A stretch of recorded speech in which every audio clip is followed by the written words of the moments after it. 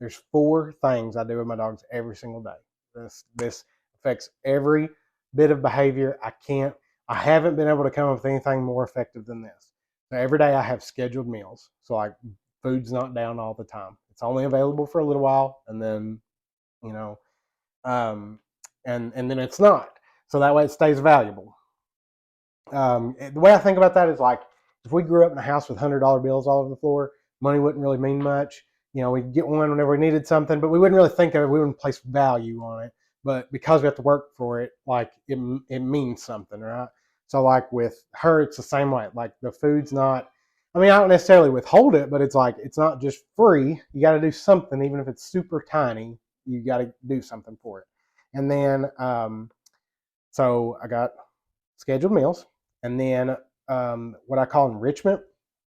So that word is like a big umbrella, right? There's a lot underneath that. Have you ever heard of that?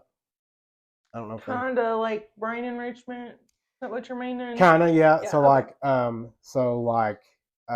It could cover a lot, and basically it means giving your dog more opportunities to be a dog.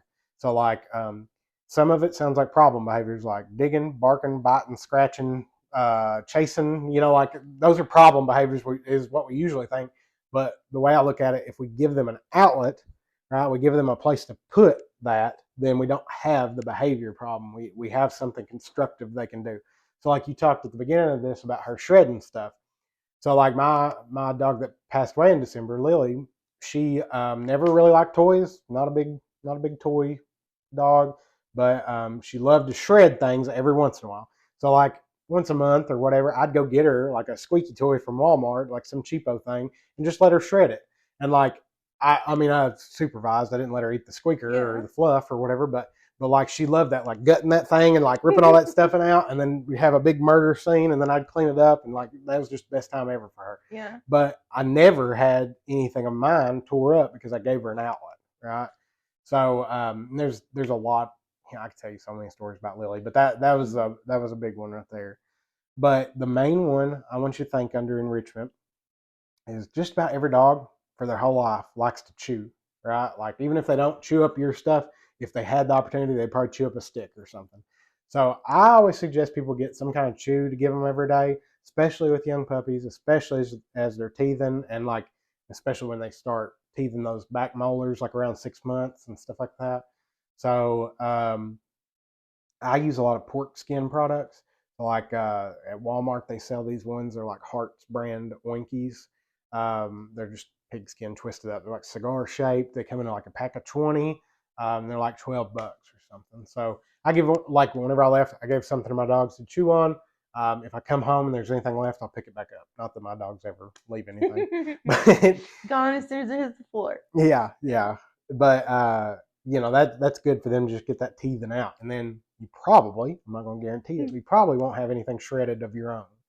Um, then after that, exercise, right? So it can be anything really. Just like get their heart rate up, get them panting, get them tired, that kind of thing. It doesn't have to be for real long, especially with young puppies, like 10 minutes at a time, maybe 15.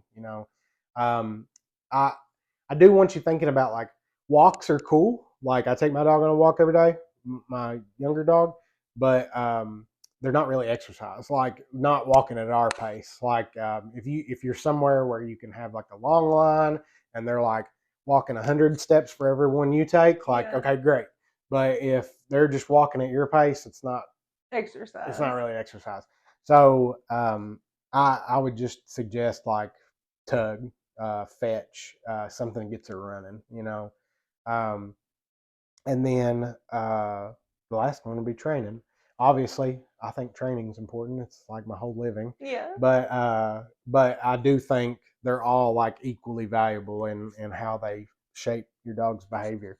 So you got scheduled meals, something to chew on, exercise, and then training. And like I was talking about with the tug stuff, when we put play and training together, we tackle exercise and training. So it's all in one, and then you save a little time there. But yeah, all this stuff, I just suggest just trying for like 3 5-minute training sessions a day. So like one one session might be touch, sit down, touch, sit down, touch, sit down. Mix up the order, but like do them several times in a row, and then you're done. and then the next session might be like supper time or something. You might do place, right? So like for you, because she's so little, I'm not expecting you to get this far, but like for an older dog, my first piece of homework is, can you get backed up, sat down, and eat a meal, and then release her. So like I wouldn't expect that of her yet, but try for it. It's a good goal to hit.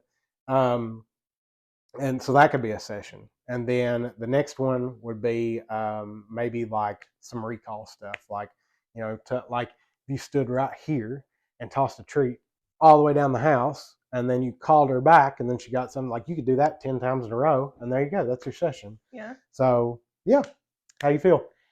Good. I'm ready to see what she's got. Feel like you learned something? Yeah, I do actually. Cool. Good. Yes. Thanks, Daisy. Sorry I wore you out. This is a comment she's been all week.